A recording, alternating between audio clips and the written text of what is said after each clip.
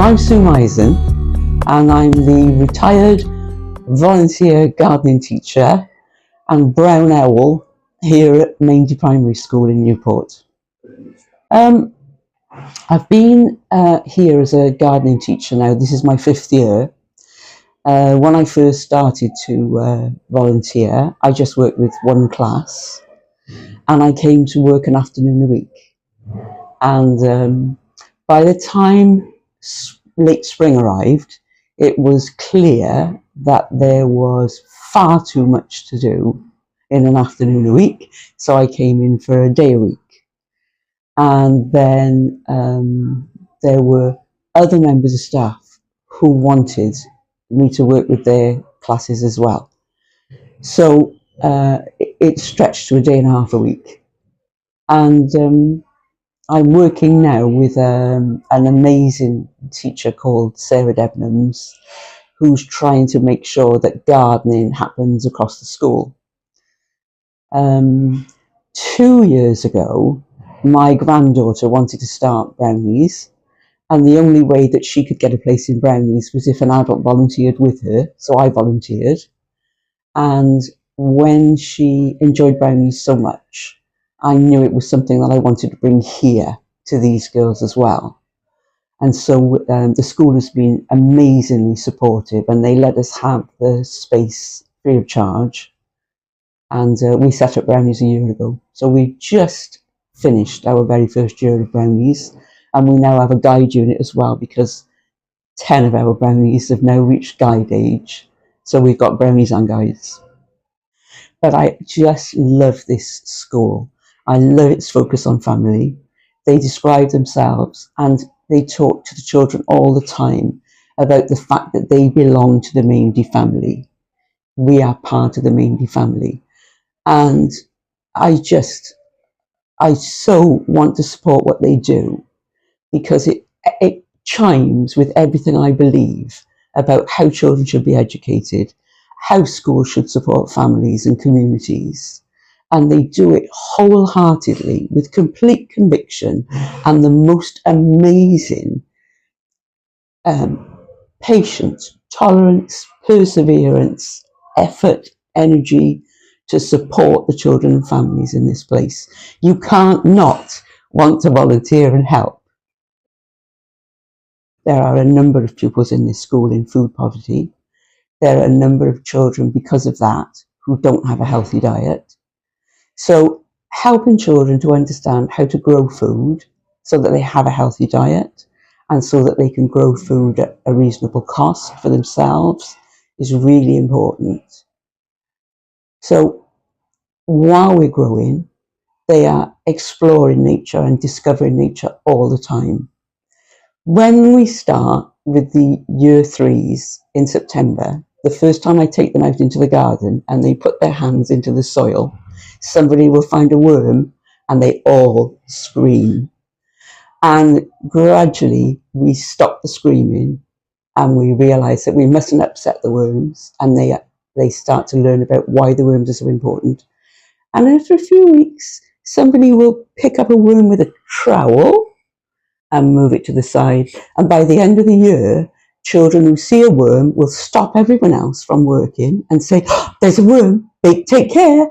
And they will lift it up very tenderly and move it to the side of the bed, out of the way.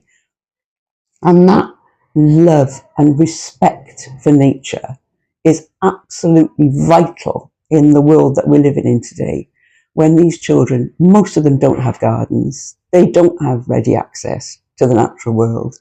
If they're ever going to learn how to save the planet, they have to learn it here. But the food side of it is so important as well. This year, we have apple trees and lots of windfall apples. So we've been picking the windfall apples. We've been learning how to peel them. So many of the children don't have the most basic culinary skills. So we've peeled the apples, they've been chopped up and bagged, because in a few weeks' time they're going to make chutney, because we're learning how to preserve too much food when you have it. And we've just invested in a dehydrator, we're going to make sun-dried tomatoes because we have an amazingly big crop of tomatoes in the polytunnel this year. And they're going to dehydrate some of the apples and make apple slices. We went to forest school, we picked all the blackberries and we made blackberry jam. And then the following week we made scones to eat the blackberry jam on. And they're learning about how you turn produce into food, and this year, how you store food and how you share it with other people. When you have a surplus, how you can share it. So that's the really important side of the work here. And in Brownies, it's slightly different because although that kind of aspect is important, it's mostly about girls who come from very different cultural backgrounds having an introduction to making choices, exploring leadership, developing aspects of their skills and their personalities that maybe they don't always have the opportunity to explore, and just being introduced to a wider world. Yeah, it's lovely in that Brownies and school are mutually supportive, so that some of the mums volunteer as Brownie helpers, and some of the Brownie helpers now come and volunteer in the garden. So that, you know, there is a mutually supportive system. And yes, we had just in the summer holidays, a dad come in with a beautiful planter that he'd made for the garden. And he was a carpenter who decided to retrain as a baker. And he discovered that all the flour has to be delivered to the bakery on brand new, beautiful pallets. And as a carpenter, he's appalled at the waste of these pallets. And so he decided he would make something with them. And he wanted to make something for school, and brought it in and said, it's a way of saying thank you for everything that you did for my children while they were here. Volunteering is just a wonderful thing to consider at any time. There's all kinds of reasons why you might volunteer. But as you get a bit older, and when you've got some more time on your hands, volunteering with children keeps you so young. It's just, they are astonished by me. I'm the oldest person they ever encounter in school. All their teachers are youngsters. They don't see anyone with white hair. Sometimes they will ask me, "How old are you, Mrs. Mizon?" And the teachers are always saying, "Shh, don't ask that, that's very rude." And I never mind.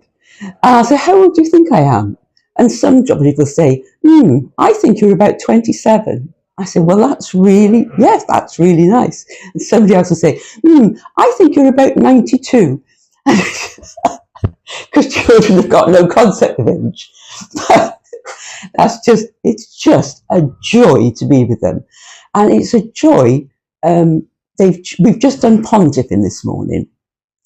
And those children have sat around the pond peering into plastic boxes where there's freshwater shrimps, pond snails, pond skaters, whirligig beetles, and they are just absorbed. And sometimes we will do the simplest thing. We might go and pot up strawberry runners for next year's strawberries, and a child will come to me at the end and say, "This was the best thing I've ever done in my life." And it's so rewarding. It's incredibly rewarding.